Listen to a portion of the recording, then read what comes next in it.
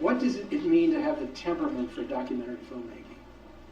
You talk about loving unstructured environments where you have no control.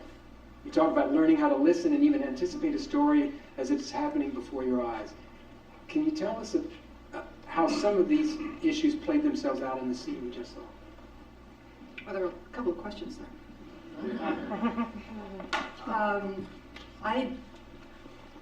I'm not interested in, I'm interested in people, and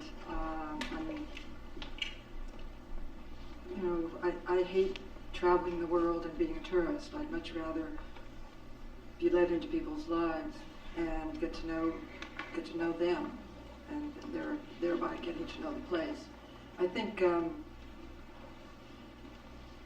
if you are a documentary filmmaker, you need to be genuinely interested in people, and then that will shine through, and people will accept you and allow you into what my husband Alan calls the circle, which is, I always try to shoot from within the circle, never outside looking in, never far back, but I try to earn my place in that circle. And it's a wonderful experience. I mean, you end up, in the case of residents, we spent a year with these people. We lived the life, kept the hours, felt the same way about the patients, many of whom never didn't make it. So we shared all these things, and we pretty soon became just part of that group. We were all going through the same things.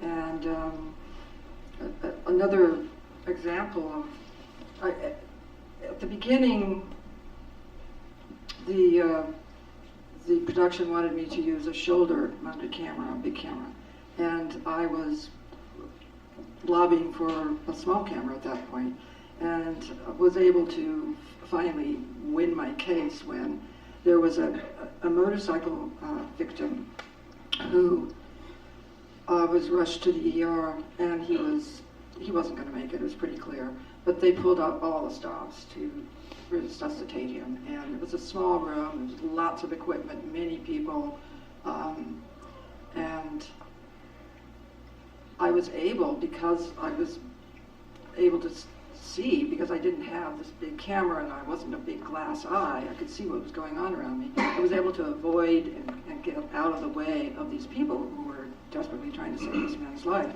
And it was a kind of a test, because at that point, the hospital was still, they weren't so sure what they thought about all of this. And I think it was,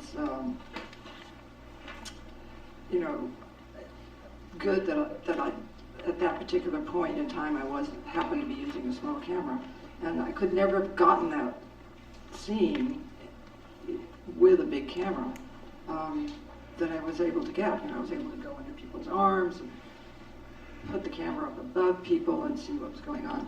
So, but and all that, it's just amazing to me to be able to share these lives, and how many people know what it's like to be in the police or in prison or in Iraq or going through basic training. These have all been my life experiences because of the work I do. What else?